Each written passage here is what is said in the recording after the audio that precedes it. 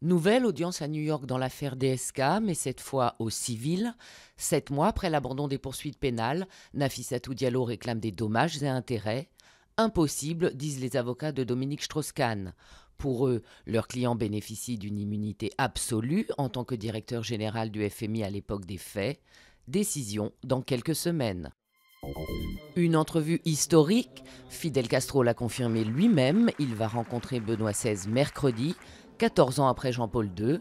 Le pape, qui doit célébrer une messe à La Havane, a déjà vu le président Raúl Castro, un entretien au cours duquel il a demandé que le vendredi saint soit déclaré férié à Cuba. Des réfugiés en transit pour un nouveau camp, l'afflux de Syriens en Turquie oblige Ankara à étendre son dispositif humanitaire.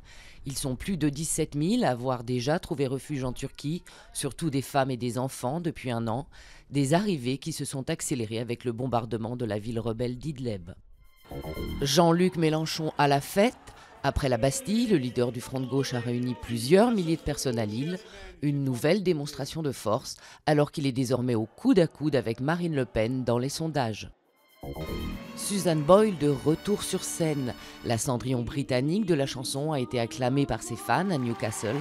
Elle y assistait à la première d'une comédie musicale racontant sa vie, un conte de fées tiré d'une histoire vraie.